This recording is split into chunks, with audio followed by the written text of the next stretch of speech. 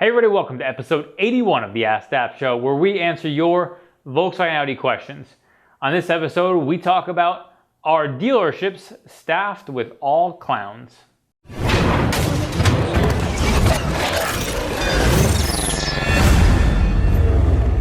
Are all VW service departments staffed with clowns? All right, so this question was actually asked in a Facebook group, and it wasn't as much of a question as it was just a gripe about a poor experience in a dealership. And there's a bunch of stuff that happens in dealerships, and I feel like I can share a lot about this because I have spent over a decade working in dealerships before starting this company. And I can offer both sides of this, and I understand this situation very intimately. I'm not sure what the specifics were on this situation, but I kind of wanted to just touch on the general overview of service advisors and really just dealer personnel. I can tell you as a general rule, I'm going to do two things in this. I'm going to defend dealers, and I'm also going to bash them. And I can say that without a doubt, there are dealers who are literally some of the worst customer service people on the planet. They literally go out of their way to fight with customers about stuff that they make a big deal out of that shouldn't be a big deal, and make problems for people. And instead of doing their best to help somebody when they can, they fight with people because they just don't feel like doing it for them. That happens. I'm fully aware of that. I can tell you that in some of the major metro markets, they're probably some of the worst dealerships. It's funny enough, the more major metro market, usually tri-state area, South Florida, and the Southern California dealerships tend to be worse. I assume this is just because that's where the biggest clusters of VW and Audi customers are, and so they just tend to be poor at customer service because they have enough customers that if they burn them, they're not going to go out of business. I assume that to be the case. That's just my thoughts on that. And without a doubt, that is something that exists. I don't think that there's any evidence to support that all dealers are that. I'm sure everybody's had a terrible experience at every single dealership individually because there are individual people there. Being a service advisor is a super tough job. It's pretty thankless in general, and you end up being kind of the main punching bag for the dealership, mostly because when people come to see service advisors, they are having a problem as a general rule, sometimes for maintenance and repair. But generally people have kind of just a sour demeanor towards service advisors, usually because they're either trying to offer them a service by upselling them on something that they need or potentially might want to do for service, or because their car is broken and they're just mad. I've seen both sides of that, and people who walk in the door with a sour demeanor, obviously it's going to create a pretty negative experience right up front, because if you're mad before you even get to give somebody a chance, it's probably going to be a pretty bad experience to follow. So that's that. I can definitely say that I've seen plenty of advisors not do the right thing, or even more importantly, poorly explain stuff in a way that makes you feel uncomfortable. It's really about a trust relationship with your service advisor, because you want to make sure that whatever they're telling you is actually legitimate. And frankly, some service advisors just aren't technical enough to even explain stuff properly. I can tell you that I personally witnessed a service advisor say to somebody, a customer one time, that it's complicated and they wouldn't understand, and which is a pretty terrible thing to say to anybody ever. And frankly, I can tell you in that situation, it didn't come from a place of arrogance. It actually came from a place where he didn't understand it well enough to explain it. So that was his default thing to say in that circumstance, I guess. It was a pretty stupid thing to say, and I think that that's never an okay response to a customer. So just to reiterate, I think that without a doubt, there's going to be good and bad on both fronts. I think that finding a dealer that fits with you and then forming a relationship with a service advisor is going to be the best way to get the best result for anybody who's servicing their car. And walking in the door without the assumption that they're out to get you, or they're trying to screw you over, or they're the dealership, as everybody says, without any actual data to back that up. And keep in mind, this is so true because being a service advisor is a really tough job. Oftentimes there will be turnover, and you have to keep in mind that the guy you dealt with before, if he's not there anymore, your experience may be very different, positive or negative. So giving the next guy a chance to actually take care of a situation properly is going to obviously dictate how good your experience is. And also, I think it boils down to tempering expectations. Some people, especially because our kind of community is online, a lot of our customers they read a lot of stuff online, they hear things about problems, and so for example, Mark 7s had early turbo failures in the beginning. And a lot of people in the Mark 7 community might go to a dealership and say, hey, I heard about this problem with Mark 7 turbos, can you replace mine? And a couple things. One, they can never replace anything that's not broken ever, because the only thing, the dealership has to submit that to VW to pay the claim. They're not going to pay for a brand new turbo for your vehicle just because. If it fails, obviously they would cover it, as long as it was under the warranty parameter. So, and also a lot of times people come to dealers asking for kind of confirmation about a common problem like a turbo failure, just to say, hey, I heard there are turbo failures, did you hear that too? And that really puts the service advisor in a really weird position, and if they're not a skilled service advisor, they're not going to handle it properly. And really that boils down to the fact that most people think that if they read something on the internet, they want to get it fixed, and they'll lose their mind until they get it fixed. But unfortunately, no matter how much you jump up and down and scream, they can't replace your turbo that's not broken. And so because of that, service advisors in those situations who are inexperienced are afraid to say yes, even if they know. They may not. They may not know that that's a common failure yet, because that dealer hasn't seen enough failures to even recognize that. Or they do know and they're just handling it improperly, and they don't know how to tell you, yes, we've seen a couple things, whatever, and handle it in a way that has some tact to allow you to give you that information and not set the expectation that they're going to replace your turbo for free.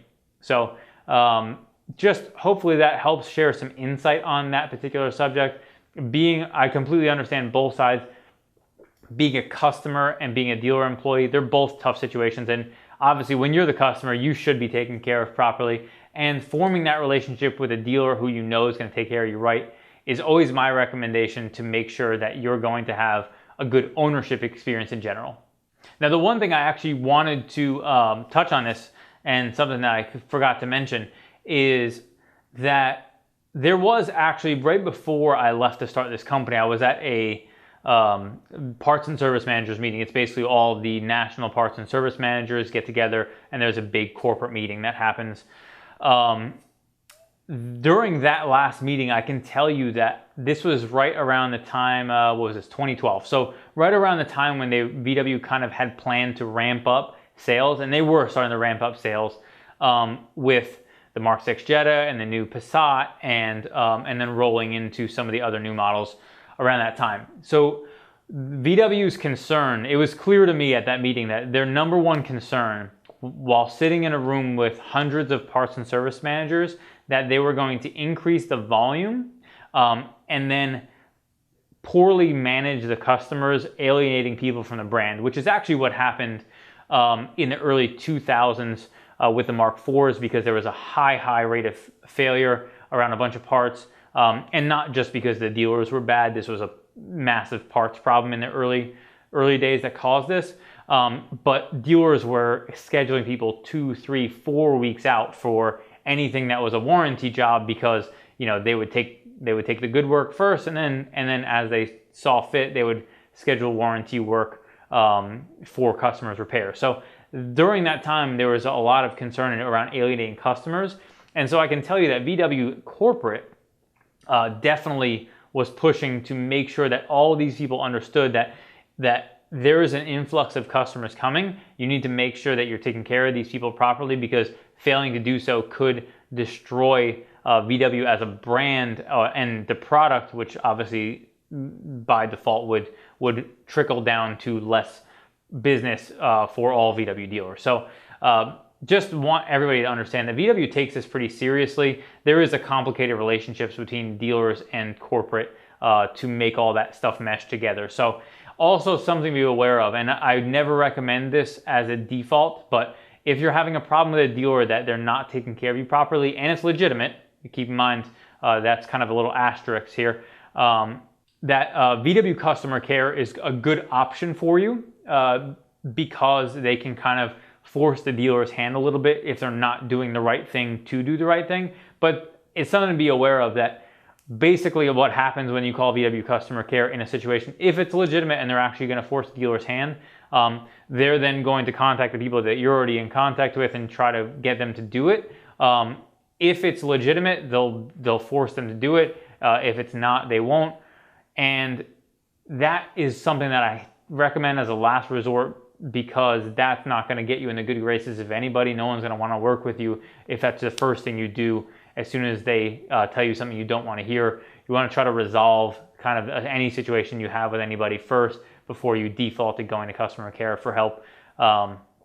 That's just my opinion on that. Try to give people a chance to do the right thing before actually going to try to get their hand forced to do it. I also want to leave one more note. A lot of my personal friends work at dealerships, from everything from advisors to techs to managers. Because I've been in this business a long time, I have a lot of relationships with people. And it's important to understand that those people, they really care. And while sometimes there are poor experiences in dealerships, there are a lot of people in dealerships who actually do care about their customers, and they care about their brand very deeply. A lot of these people have been with VW, much like myself. They've been with them their whole adult life or most of their adult life. And so they have a lot of passion for the brand, the vehicles, as well as the customer. So it's important to know that there are good people out there, even though I know there are some bad apples as well. John via shopdap.com says, I have oil in number 2 spark plug chamber. Could this be a PCV issue or possibly just the valve cover gasket? I'm not looking for you to say for sure, just if that's an issue that can happen with a PCV. Okay, so this comment was left on a FSI PCV valve article that we have, which I'll link to here where you can check that out. And so basically that article just talks about PCV valve failure around FSI engines. TSI engines obviously have PCV valve failure as well. And he has an oil leak coming into cylinder 2. So basically, anytime you get an oil leak, if you go to like change your spark plugs and your cylinder is just filled up with oil, you can be pretty much sure that it's leaking from the valve cover. If it's coming up from the engine, you got way worse problems than just an oil leak. So you probably need an engine if it's coming up from the spark plug hole. So yes, valve cover is going to be your best bet. Also, just for reference, FSI valve cover gasket I'll link to in the description where you can check that out. For TSI customers, anybody who has valve cover leaks of any kind on TSI engines, the TSI valve cover is part of the cam cradle, which basically is what bolts the cams down to the cylinder head. It uses a special sealant that's a really expensive green sealant that's anaerobic. Basically, it seals without the presence of air. That stuff's pretty expensive, and that will sometimes leak on those TSI engines, either valve cover or other parts of the engine, at which point you would use that. And it's important to note that not everywhere on a TSI engine is sealed with that green sealant, only certain parts. So you want to make sure that you use it in the appropriate places, because if you don't use it in the right places, it will leak because it's not RTV. Lee Smith via YouTube says, here in Germany the lowest octane is 91, so that's what I run. All right, so this question was asked on the last Askdap I made, episode 80, where I talked about how VW switched in 2015 to 2016 using 87 octane in the Mark 7, or requiring 87 octane in the Mark 7. And a lot of our viewers are not in the US, and so because of that, there's a lot of comments around octane and stuff like that. It's important to note that 93 octane in the US is not the equivalent of 93 in Europe. You guys use a different rating system than we do for octane. So I'll put a chart here where you can check out the different octane ratings and kind of a comparison between the two, just so you can see what our US stuff is versus the ratings that you guys have in your country. There was also a bunch of questions around this that I figured I'd touch on as well around fuel stuff. First, a bunch of people asked about if using higher octane like 93 on a stock tune going to hurt you. Using 93 octane using 93 octane on a stock car is never going to hurt you under any circumstance. It's just potentially a waste of money if you don't need it. Now, I would say my preference would be for any car, any turbo car, I would definitely use 93 on. And then any car that has kind of the higher end of performance potential, I would say using 93 is recommended. I would personally never use it on, let's say, for example, a Mark 6 Jetta 2-liter non-turbo with a 2-point slow engine that they brought back. I would never use 93 on that because it's a waste. You're literally just throwing your money away. 93 octane does have more detergents in it, which potentially could clean stuff a little bit better, but I think the cost benefit is not even close, and I would never ever invest that on that engine. If you're on the performance side, I talked about in that video how you failing to use 93 in a Mark 7 could potentially have an issue where it's not hurting the vehicle, but you're not maximizing power potential because it's pulling timing, because it doesn't have the ability to have the knock resistance that you would find in higher octane fuels. So hopefully that answers a bunch of those questions around fuel in general. Cliff via shopdap.com says, we have an 09 2.0 TSI with the CCTA engine. Lost oil pressure. Did a lower end rebuild. Has oil pressure until it gets warm and drops to 0 PSI. Any idea what's wrong? Okay, Cliff, so you're having oil pressure issues on a TSI engine. Couple things. I guess I really only have one thought around this, but obviously it could be oil pump related. It's very unlikely that an oil pump would just all of a sudden drop off unless there was some sort of drive issue where what was driving the oil pump was sporadically stopping driving the oil pump, or something internally in the oil pump was slipping for whatever reason. I'm not aware if that's something that's common on TSI engines. I don't think so. What is common on TSI engines is actually there's something called a cam bridge that actually mounts on the front of the engine, and that actually has a small screen inside of it.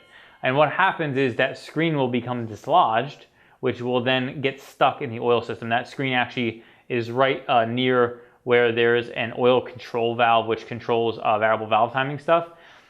It will oftentimes get stuck inside the camshaft. That screen will get stuck.